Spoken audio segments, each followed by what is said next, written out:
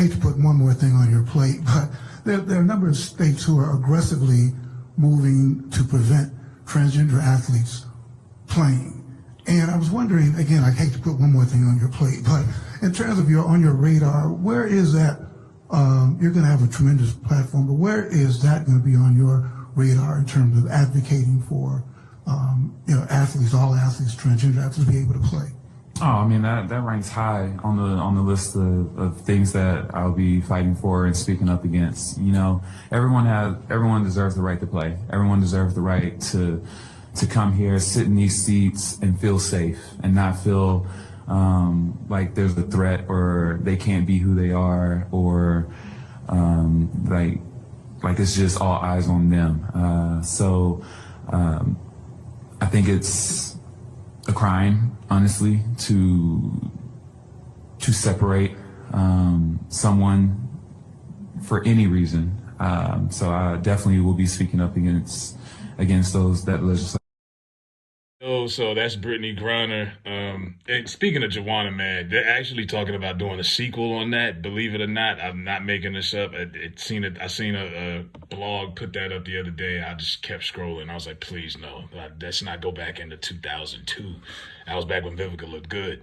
But anyway, Britteny Griner, that was a black reporter who asked her that question.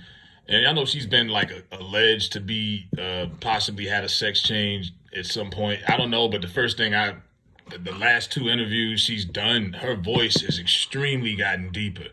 I think her voice might be deeper than mine, for real. She probably got them things cut off too, you know what I mean? Back in the day, the old ones would just tape it down, but this is what she's doing. So I'm looking at her talking about defending the idea of trans women playing in professional sports, women's sports, the WNBA in particular. You've seen stories about some of these parents are like, yo, I'm pulling my daughters out of volleyball or high school basketball or weightlifting because they're allowing these he-she's to come in and play with these women. And at the end of the day, I don't care what you identify as mentally. If you were born as a male, your DNA, your genetics are just physically superior. It's not a fair fight. It's not a real competition. Because if you're a transgender male turned into a woman, whatever, and you're good enough to play in the WNBA, you're probably good enough to play in the NBA. And if that's the fact, you're going to open the floodgates if you're going to just let somebody come in and just play ball and dominate, arguably. I mean, come on. You might really have a case of like that movie, Juwanna Mann. The guy's name was Jamal in the movie. He was a pro NBA player. He put on a wig and was dropping like 40 points a game in the WNBA every night. Could you imagine that? If they allow a trans man to come into this WNBA league and they'll get the publicity. I'm like, wow, is Adam Silver in the NBA this desperate? Like, they want that much publicity? Like, they would let like a Bruce Jenner come into their league? And what if they come in and they're just dominating? They're putting up triple doubles every night. It would be really like egg on your face. But I just don't get, that's a real compromise right there for you to invite basically men to come into a woman league and play basketball. Because we got to stop being, let's be honest, these are men. Yeah, they identify as women. They got on a lace front, whatever. You're still a guy, you know, and you can jump out of the gym more than likely. I bet you got more hops than the girls on the team. It's not a fair competition. And she says, honestly, I think it's a crime to separate someone for any reason against that legislation that's being passed. She says she thinks and look, let's stop this too. Everyone in this article I'm reading, it says Griner, who has been a huge advocate for LGBT rights. No, she wasn't.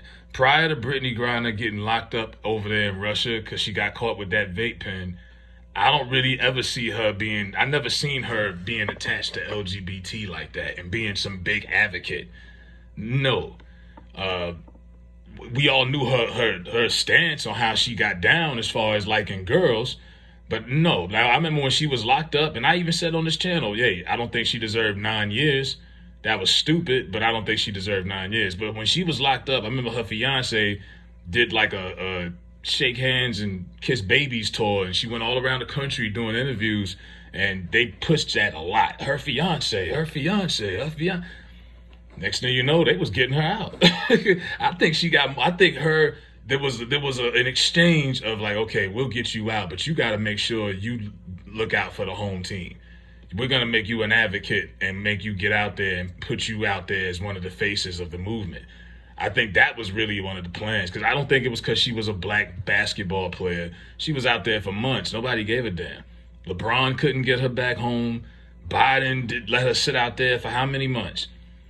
This was a part of the plan for her to get back. And now she's this big advocate, and you're sitting here compromising yourself, welcoming trans men into playing into the WNBA. And I'm like, why? Like, I think this is how you solve it. Just make a league just for them. Something, you know what I mean? I don't know who's watching or whatever, but make a league for them. You know what I mean? But to compromise the whole sport, that's crazy.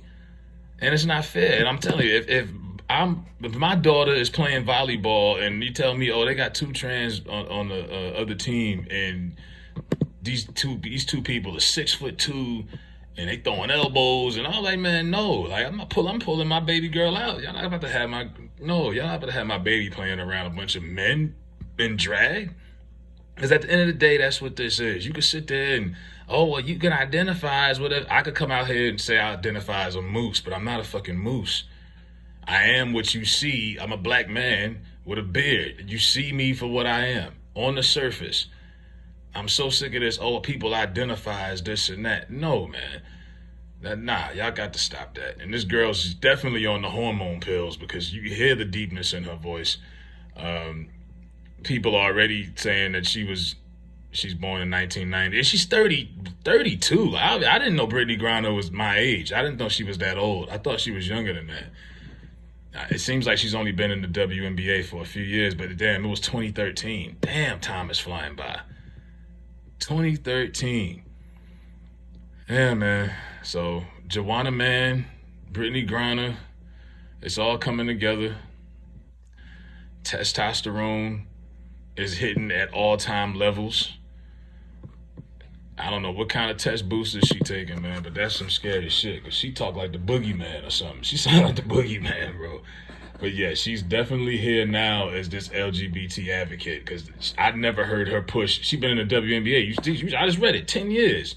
In 10 years, how much of an advocate was she for this movement? Now all of a sudden, like, nah, man, I'm not falling for it. But yeah, Britteny Griner is welcoming Juwanna Mann to the WNBA. Let me know what y'all think in the comments, respectfully. I'm out.